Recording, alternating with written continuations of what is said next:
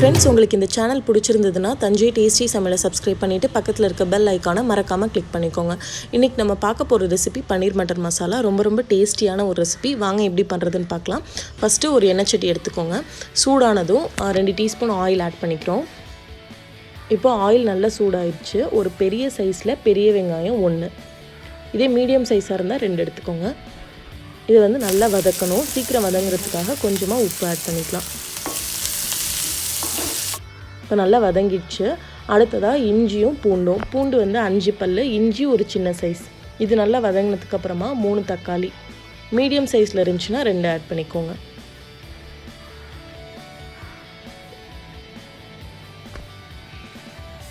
இப்போ இது எல்லாமே நல்லா வதங்கிடுச்சு. இந்த டயத்தில் ஒரு 5 முந்திரி ஆட் பண்ணிக்கிறோம்.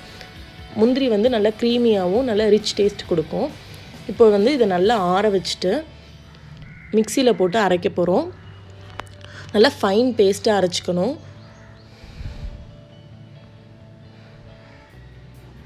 மசாலா ரெடி ஆயிடுச்சு. பேனில் 1 டீஸ்பூன் போல் பட்டர் சேர்த்துட்டு பன்னீர் ஆட் பண்ணிக்கோங்க. பன்னீரை லைட்டாக ரோஸ்ட் பண்ணிக்க போகிறோம். இந்த மாதிரி பண்ணுறதால நம்ம சாப்பிட்றப்போ அந்த ஃப்ளேவர் சூப்பராக இருக்கும். இப்போ கோல்டன் ப்ரௌனிஷ் ஆகிடுச்சு. கேஸ் ஆஃப் பண்ணிவிட்டு ஒரு பாத்திரத்தில் ட்ரான்ஸ்ஃபர் பண்ணிக்கலாம். நெக்ஸ்ட்டு மசாலா எப்படி செய்கிறதுன்னு பார்க்கலாம். ஃபஸ்ட்டு ஒரு 2 டீஸ்பூன் ஆயில் ஆட் பண்ணிக்கோங்க. சீசனிங்காக 1 டீஸ்பூன் ஜீரா, 2 பே லீஃப். அடுத்ததாக 2 teaspoon chilli powder, 1 teaspoon coriander powder, 1/2 teaspoon turmeric powder எல்லாத்தையும் ஆட் பண்ணிவிட்டு நல்லா வதக்கிக்க போகிறோம். இது எல்லாத்தையும் லோ ஃப்ளேமில் வச்சு தான் வதக்கணும். ஹை ஃப்ளேமில் வச்சிங்கன்னா கருகிடும். வதங்கினதுக்கு அப்புறமா நம்ம செஞ்சு வச்சுருக்க மசாலாவை ஆட் பண்ணிக்கலாம். இது எல்லாத்தையும் நல்லா ஒன்று சேர மிக்ஸ் பண்ணிக்கோங்க. Next 1/2 teaspoon garam masala add பண்ணிக்கிறோம். இந்த ரெசிபிக்கு தேவையான உப்பு. இதை ஒரு 10 to 15 மினிட்ஸ் நல்லா வதக்கணும். ஆயிலெலாம் வெளியில் நல்லா சுண்டி வரும். அது வரைக்கும் நல்லா வதக்கணும். மீடியம் ஃப்ளேமில் வச்சுக்கோங்க. இந்த மாதிரி வந்ததுக்கப்புறமா நம்ம ரோஸ்ட் பண்ணி வச்சுருக்க பன்னீரையும் லைட்டாக உப்பு போட்டு வேக வச்சு வச்சுருக்க பச்சை பட்டாணியையும் ஆட் பண்ணிக்கலாம். இதை நம்ம மசாலாவோட இப்போ மிக்ஸ் பண்ணிக்கலாம்.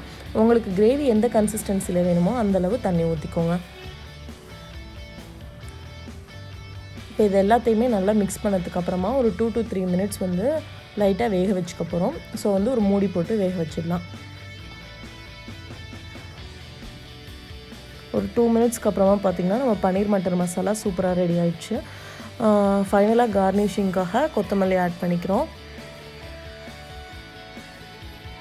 இந்த மசாலா ரொட்டி, பரோட்டா, சப்பாத்தி, பூரி எல்லாத்துக்குமே சூப்பரான சைட் டிஷ். கண்டிப்பாக இது போல் வீட்டில் ட்ரை பண்ணி பார்த்துட்டு எப்படி இருந்துச்சுன்னு எனக்கு கமெண்ட் பண்ணுங்கள். இந்த வீடியோ உங்களுக்கு பிடிச்சிருந்ததுன்னா நம்ம சேனலுக்கு மறக்காமல் சப்ஸ்கிரைப் பண்ணிக்கோங்க. ஃப்யூச்சர் வீடியோஸ்லாம் நீங்கள் மிஸ் பண்ணாமல் பார்க்குறதுக்கு ரொம்பவே யூஸ்ஃபுல்லாக இருக்கும். தேங்க்யூ ஃபார் வாட்சிங் ஃப்ரெண்ட்ஸ். பாய்.